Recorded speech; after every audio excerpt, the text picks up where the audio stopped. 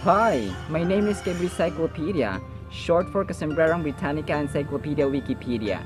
And yeah, I have my hat removed just for this segment, and my role here is very simple and easy. Let me begin my task by asking.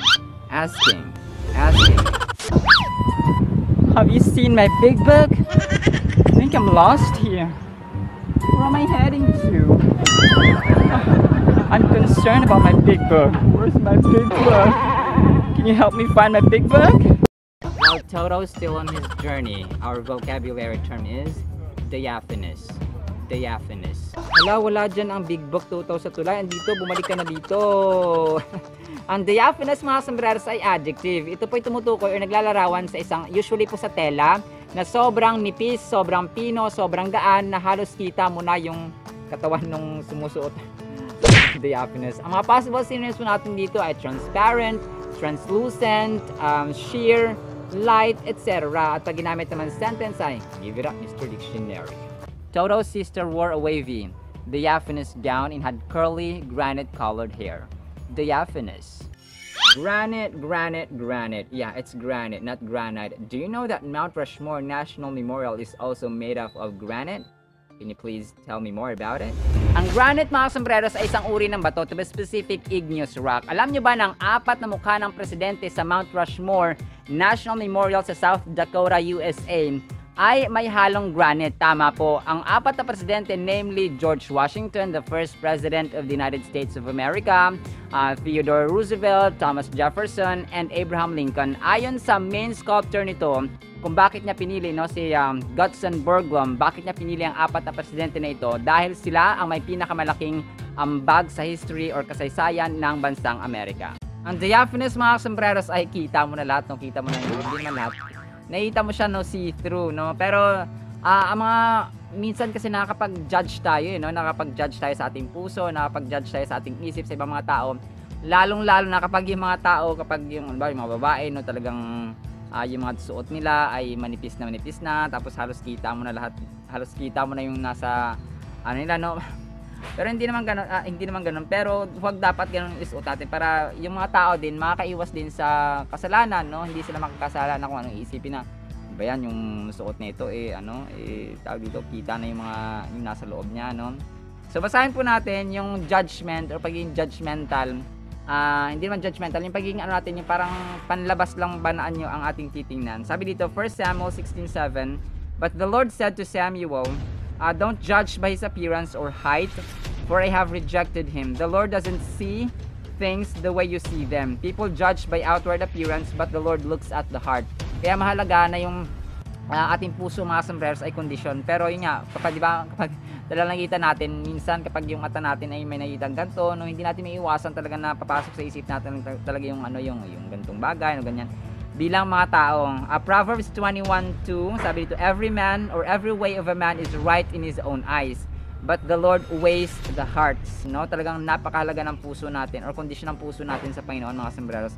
1 Kings 8:39, "Then hear in heaven your dwelling place and forgive, and act and give to everyone according to all his ways, whose heart," ayan, "you know, for you alone know the hearts of all the sons of men." Grabe, alam ng Diyos kung ano ang nilalaman ng puso natin. That is why napakahalaga po na dapat ay yung puso natin purified, parang kumbaga pa pure as much as possible. We have to think of the things na mabuti, no, tama, righteous, mga bagay na may love, no, may peace, may joy, may patience, may long suffering, may kindness, may gentleness, may goodness, may faithfulness. Yun po ang talaga nakakalugod at dapat na itanim natin sa ating puso at isipan, mga sombreros, dahil doon nalulugod ang ating Diyos na buhay sa langit. Kaya let's read, love, and obey what's in the Holy Bible. Kalabasa, may scientific name na Cucurbita maxima, Cucurbita moschata. Alam niyo ba sa botany, ito pa ay considered as prutas. Hindi nakakapagtataka, mga sombreros, dahil ang pinakamalaking prutas sa buong daigdig ay tinatawag na Atlantic or Giant Atlantic Pumpkin. That's according sa Guinness World Records 2021 data. At ito po, mga sombreros, sa physical structure process nila, kagaya po ng mangga, kagaya ng durian, ng pakwan, sa bulaklak nila mismo nabubuo ang prutas at ang buto nila na eventually ay tinatanim para sa reproduction. Pero yun nga, no, mapagulay, mapaprutas, ang bottom line po, mga sombreros, ay meron tayong nakakain biyaya mula sa Panginoon. Ito po ang inyong hamak na lingkod, Kasombrerong Dennis, at sa paghatid ng kaalaman at tawa ay kasama ko sina Cable Cyclopedia o Kasombrerong Britannica Encyclopedia Wikipedia, si Mr. Dictionary, si K. Graham Pitch or Kasombrerong Grammar in Speech, at sa tawa, syempre, si Toto, ang pinakakwela sa lahat na nagsasabing, sabayan nyo kami, ang buhay ay masaya na nagsasayang lahat na faith of love, patuloy na sa ating pag-asa. Muli po, maraming salamat po mga sombrero sa mga sumasama sa learning, sa wisdom, sa knowledge. Maraming salamat po at see you sa next segment. Bye-bye!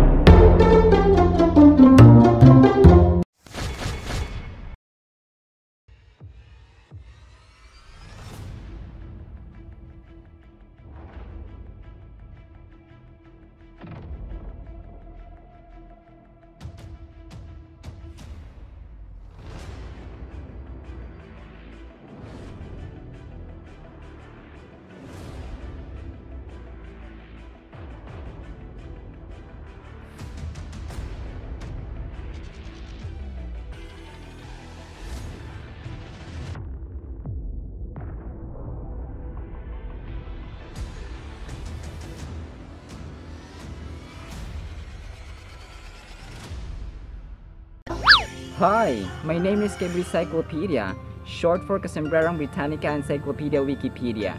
And yeah, I have my hat removed just for this segment, and my role here is very simple and easy. Let me begin my task by asking. Have you seen my big book? I think I'm lost here. Where am I heading to? I'm concerned about my big book. Where's my big book? Can you help me find my big book? We can feel you, Toto. Our vocabulary term is decimate. Bumalik ka na, Toto. Sa pinanggalingan mo dito ang big book. Huwag mong hanapin dyan sa tulang. Layo-layo mo.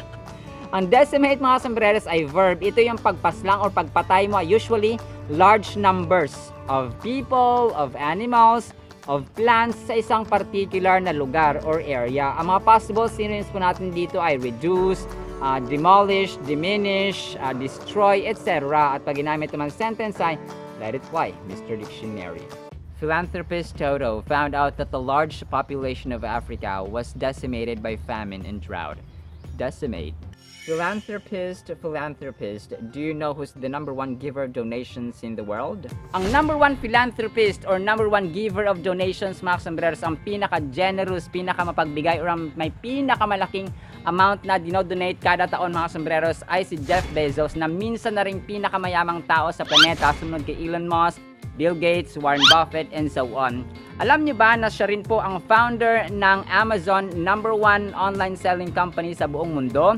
At wag kayo, noong 1986, graduate po siya ng summa cum laude sa Princeton University. Ang mga philanthropist, mga sombreros, kagaya ni Jeff Bezos ay talagang nagtatanim. No? Hindi sila nagtatanim ng halaman or ng gulay or ng prutas.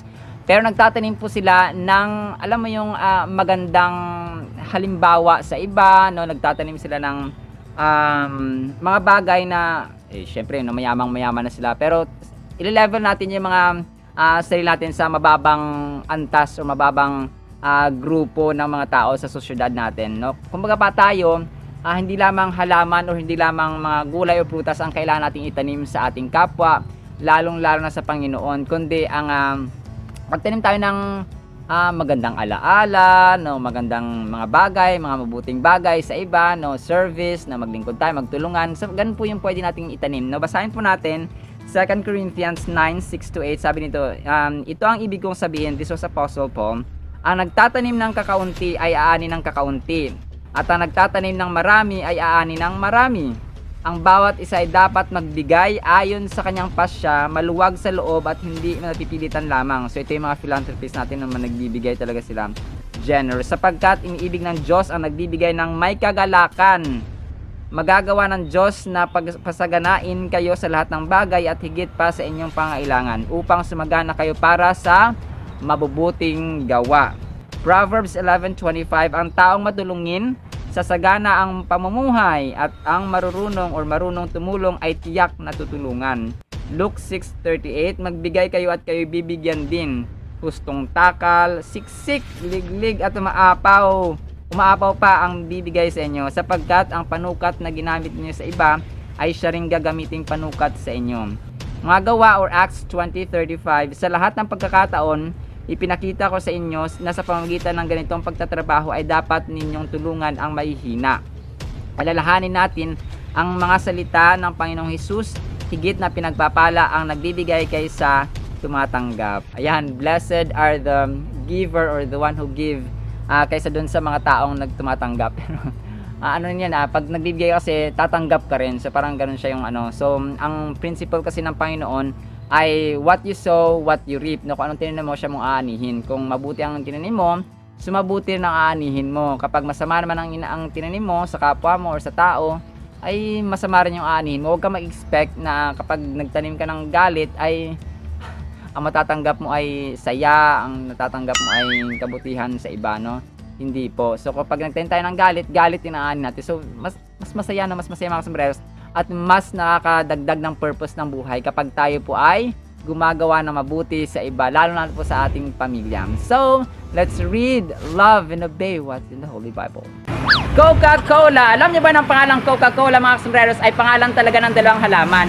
Coca means or may scientific name na Erythroxylum coca, at ang cola naman po ay may scientific name na Cola acuminata or Cola nitida. Alam niyo ba ng Coca, mga sombreros, ay ang pangunahing ingredient or substance sa nakaka-addict na droga na cocaine, habang ang cola plant naman ay kapamilya siya ng cacao na may ingredients na tannin, theobromine at caffeine. Uli po, ito po si Kasombrero Dennis.